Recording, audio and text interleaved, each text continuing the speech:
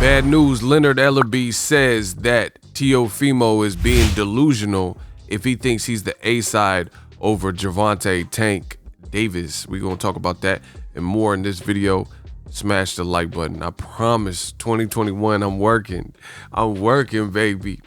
Now, link in the description. Leonard Ellerbe, he did an interview, and I'm going to jump right into the quotes.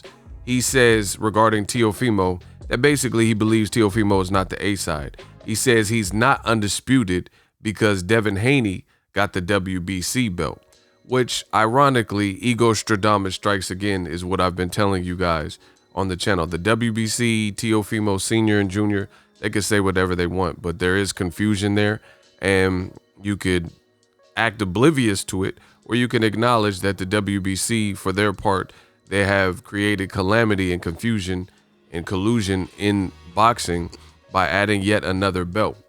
Continuing on with Mayweather Promotions CEO Leonard Ellerbe, he says it was a tremendous accomplishment beating Lomachenko. It was the biggest fight Top Rank could make on their network. It was the biggest fight they could possibly make. But for him and his pops, referring to Teo, to make that comment, it just shows a lack of knowledge as far as the business goes. And that's regarding Teo and his pops saying that they're the A-side of the lightweight division. And I agree with that statement. Teofimo was the B-side for Lomachenko. Correct me if I'm wrong, but has he ever headlined a show before? Has he ever sold out any venues? He's a good fighter, but they're delusional as it relates to the business. Having the belts, that's a great thing, but in no way, form, or fashion could he ever be considered the A-side with anything that is going on over here. He says Ryan Garcia is a bigger attraction than he is, and that's a fact. This is an irrefutable fact. History will show you that, right? And this is more or less what I've told you guys, but y'all don't want to listen, so you're going to listen to me talk about what Leonard Ellerbe says, which is ironically exactly what I told y'all. Leonard Ellerbe continues, says, Canelo has fought Triple G and Kovalev. Do you think he was the A-side and all of that? The numbers don't lie, which is the exact example that I gave before. And I even used Canelo Caleb Smith. But let me finish out these quotes from Mayweather CEO, and then I'll give you more of my thoughts that I've been telling you. Top Rank has a great plan for Teo and his future. He is not a pay-per-view fighter yet, but he's going to get there because he's a very good fighter. But I think he should fight Devin Haney. I think that's a tremendous fight. I know who wins the fight in my opinion, but Top Rank is in, and they have a different plan for Teo Lopez, and it doesn't consist of fighting Devin Haney right now. For starters, Tank Davis is a pay-per-view fighter. All the guys that we mentioned, Tank is a pay-per-view fighter who brings the most to the table in fighting Gervonta right now. Tank is the guy that makes everyone the most money. That's a fact. Ryan Garcia brings a lot to the table. Him, his dad, his team have built him into an attraction. People want to see Ryan Garcia for a reason. He has a couple of the belts, and he's a good fighter regarding Teofimo. I would never say anything negative about him and what he's accomplished, but he is delusional about that part in the A-side comment. But God bless him. Him and his pops say Bob Arum is going to pay him $8 to $10 million in his next fight. Hey, I love it. Tank is willing to fight anybody. Teofimo has a bright future ahead of him, but he's delusional as it relates to the business. So again, from Leonard Ellerbe, it's more of the same. He just keeps saying he's delusional. He's a good kid. He's a good fighter. I'm not going to say anything bad, but when it comes to referencing the business, he's delusional. He said I could come back and say for the short ass money that he took for the Lomachenko fight, but then again, he gained a lot from fighting and winning that fight. But it just shows you they're in a different world. Trust me, Bob Arum is going to bring him back to reality. They're not fighting no Devin Haney. I can tell you that right now. There's way too much risk to fight Devin Haney with not a lot of reward, end quote. Now, link in the description if you want to hear it verbatim, but I literally just read the quotes for you. Listen, I agree with Mayweather Promotions CEO Leonard Ellerbe. You know why? Because this is what I've been telling you guys. There's a lot of fake confusion in boxing. That's what I'm going to call it. 2021, that's what I'm going to call it. A lot of fake confusion. You got people who are trying to act like they're confused about situations or, take something that's really a minor subject matter and turn it into this big subject matter as if there's multiple sides that you can view it from, multiple viewing angles. This is no optical illusion. A lot of times in boxing, what you see is what you get. And that is the case with Gervonta Davis. Tank Davis is the guy that everybody is mentioning. From Lomachenko, he just did an interview with Snow Queen LA, and he says out of the Devin Haney's, the TO rematch and all that, the number one fight he wants. So this is not my opinion. He's on tape doing an interview with somebody. Shout out to a friend of the channel, Snow Queen. Check out her video with Lomachenko. He says the number one fight that he wants, the priority, if you will, is Gervonta.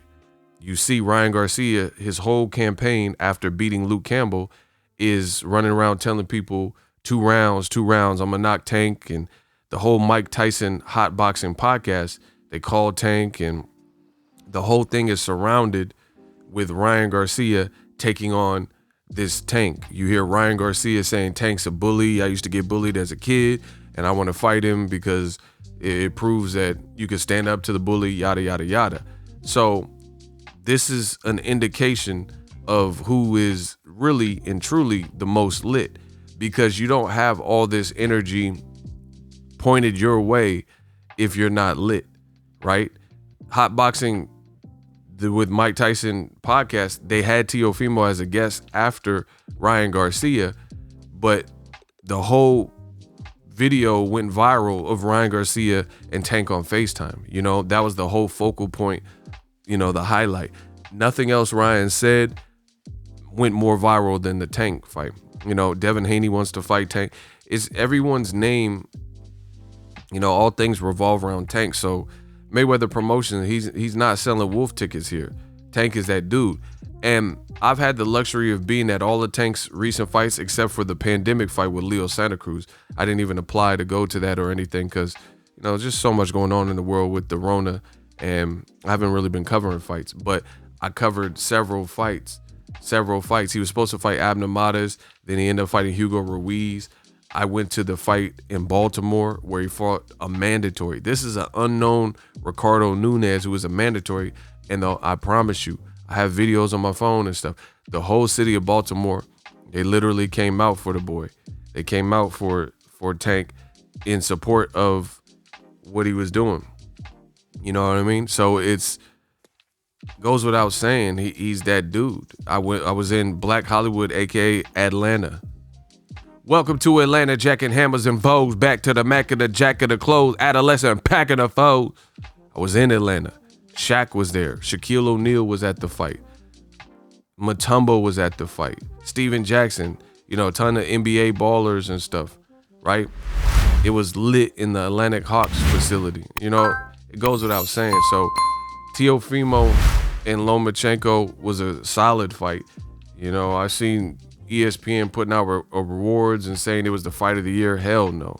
I think Leo Santa Cruz Tank was a much better fight in terms of competitive action, dramatic moments with the knockout, stuff like that. So it gave you more bang for your buck. I give props to Teofimo for his performance, but we're talking about 2 different levels here. So Leonard, he's being truthful and he's being accurate. I don't think Teofimo will fight Devin Haney next. I don't think that's on the top rank radar at all. And at the end of the day, Tank is the guy who's lit. Tank is the guy that everybody is calling for and talking about. Teofimo, you know, he can run around saying he's the A side and this and that, but it does sound delusional. It doesn't sound accurate. Again, like I call it, old media, there's a lot of fake confusion. If we're talking about the A side, this is very simplistic. The A side has never been about belts only. Whether Mayweather had a belt or not, he was going to sell. Mayweather can go to a division that he doesn't frequently fight at, like let's say 154, but it's still an event. Like, you know what I'm saying? Whether he had a belt or not, it's a Mayweather show.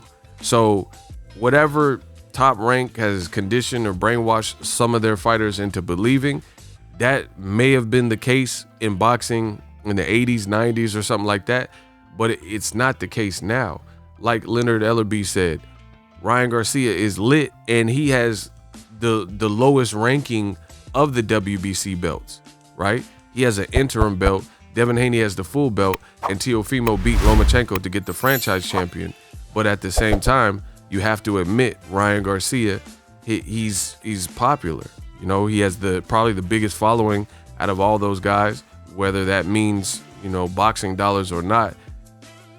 These are just facts. There are people that are willing and want to see Ryan Garcia fight. So it doesn't sound believable. Teofimo is saying, hey, I got all the belts, I'm the A side.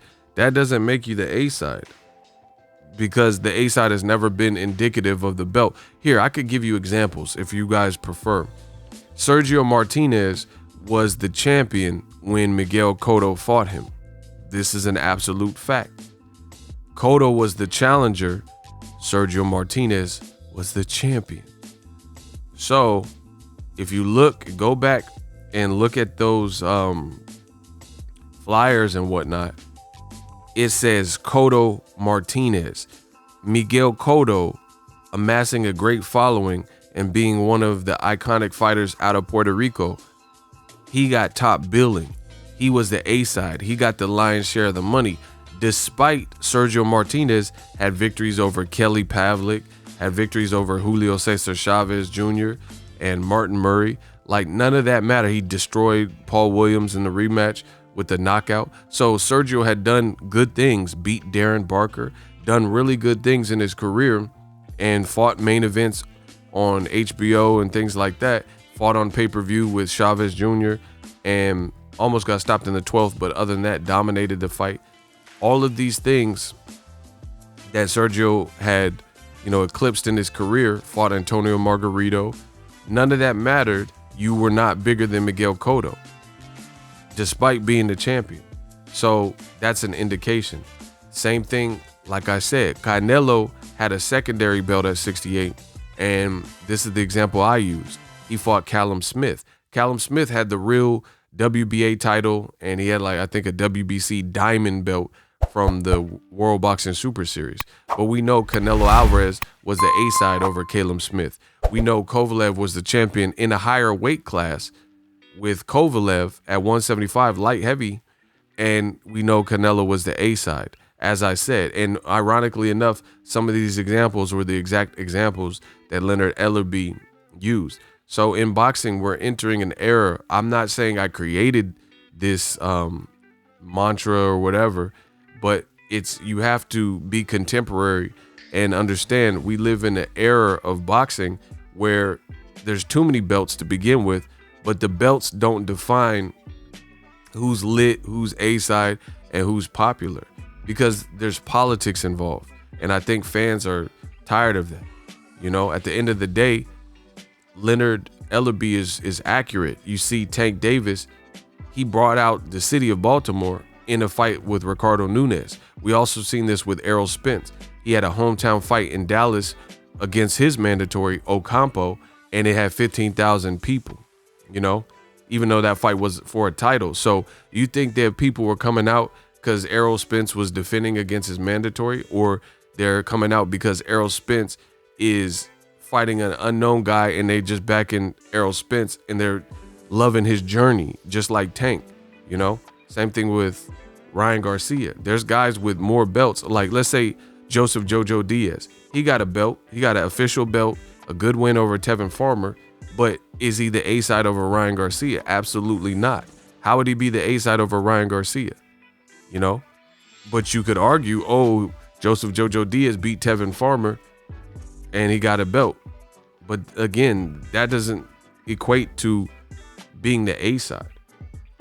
And for whatever reason, Top Rank, it's like they teach their fighters, like, we'll be in good with the writers, we'll get you on the pound for pound list, you know, we'll build you up and say you're the best and the skillful guy.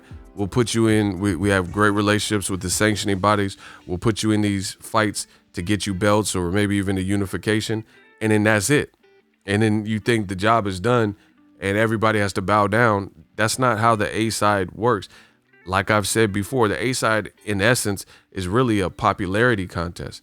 And the thing that should be really concerning for Teofimo is this. while he's sitting up here saying he's the A side because he has the most belts, he's arguably getting the least money or lower on the totem pole. And I think Devin Haney points this out. I know Gervonta points this out. He said, these other dudes ain't making what I'm making. I promise you that. And you look at Gervonta's lifestyle, he's on PJs and stuff like that, right? He's in nice suites and things like that. So that also, whether you want to talk the money or not, that actually equates more to the A side than the belt, because Devin Haney, he got $1 million to fight Santiago. Teofimo, this should be concerning. You are in a unification with the franchise champion for this fake undisputed. We're not going to call it the real undisputed, despite the WBC's confusion. But you are in a unification basically for a fake undisputed, and you had to fight to get more than $1.25 million. The fight was in danger of collapse if they didn't get over and pay you a bit more money that your team wanted. Meanwhile, Devin Haney, he getting $1 million to fight Santiago before he was even a champion. So for Teofimo to go around with his chest puffed out, he should look at his business. He probably got more hands in his pocket, split team management, Bob Arum, coaches, managers, this and that, sparring partners. And you're also saying you're going to get all this money, and we'll see how it all plays out. And I'm not saying this to pocket watch, but I'm just saying, if you're going to walk around saying you the A side, you better be the king of the castle.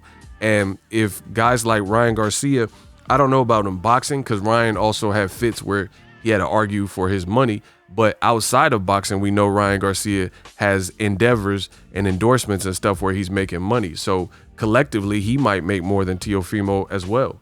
We know Tank does, and Devin Haney's paychecks in boxing have been greater. So if you're running around saying I'm the A side and all these guys got to bow down, you're doing it off of trinkets and belts and ring belts and stuff like that. And these other fighters are getting paid buku bucks. So there's a lot of, as I call it, fake confusion in the world of boxing. A lot going on. At the end of the day, I think if Tank does actually fight Ryan Garcia next, that's going to shut a lot of this talk down. And despite beating Lomachenko, there's no way you can tell me that Tank versus Ryan Garcia is not a bigger fight than Teofimo versus George Kambosos. In fact, I'll take it a step further. A lot of people don't even know who Kambosos is, despite the reason why the fight is happening. You could say, oh, he's mandatory or whatever, but it's not going to be anywhere near the realm of the size caliber fight of a Tank versus Ryan Garcia. It's just not. You can say whatever you want. Really, even if Devin Haney, if he fights Javier Fortuna, I personally like that fight more than I like the Kambosos fight. So it makes it hard to claim A-side if you ain't doing A-side things. You're not getting A-side pay. You're not putting on the bigger events, but you're the A-side. Even the Lomachenko fight, I could do this all day. I could do it all day. The Lomachenko fight, rumors came out and sources came out stating ESPN refused to put it on pay-per-view. So they knew it was going to be a bust. So how are you the A-side, but they won't even try your hand at pay-per-view? They did with Tank Davis. If Ryan Garcia fights Tank Davis, that'll be another pay-per-view. But why, you got to ask yourself these simple questions. Why is PBC and Mayweather Promotions willing to try Gervonta's hand at pay-per-view, but they say Lomachenko's so popular and Teofimo saying he's the A-side, but they didn't even want a chance putting that fight on pay-per-view? And this is on ESPN, a major popular sports network. Why didn't they put that on pay-per-view? You think the UFC would put, we know the UFC has A-sides like, let's say, Conor McGregor. Do you think they're going to put Conor McGregor on regular ESPN Plus with no pay-per-view? Absolutely not. They would be losing so much money. So it makes you question. You could say, oh, but it's better for boxing. I'm not talking about boxing. I'm just talking about the business of boxing. It makes you wonder why the execs at ESPN didn't put Lomachenko versus Teofimo on pay-per-view. Because Bob Arum tried to get it on pay-per-view, but ESPN rejected the idea and put it on regular ESPN. So based on their own analytics, they must have felt that this was not the better option and it wouldn't be successful. So, you know, the whole A-side conversation is out the window. It's just like, you know, it's funny because there's another top-ranked fighter, Terrence Crawford, claiming the same thing, saying he's the A-side over Errol Spence. It just becomes like, how? If we're basing the A-side based on what the A-side really represents, kind of a popularity contest, butts and seats, tickets sold, fan base amassed, you know, these types of things, there's no way Crawford is the A-side over Errol Spence, over Manny Pacquiao. There's no way Teofimo's the A-side over guys like Gervonta. It's just what it is. You can get mad or you can explore these facts that I'm telling you, which are pretty irrefutable. And I agree, Leonard Ellerbe's comment, I want to see the Devin Haney fight, but I'm doubtful that happens. It looks like it's going to be Camboso. Let me know how I did in this video. As always, hate, comment, and subscribe. Till next video is Ego signing off. So if you enjoyed this video and want more content like this on the channel, you can show your appreciation by going to the PayPal donate button or the YouTube support button, and you can donate any amount that you feel is equivalent to the value of this video. Much more to come. Thank you guys for your support. Boxingego, the future of boxing.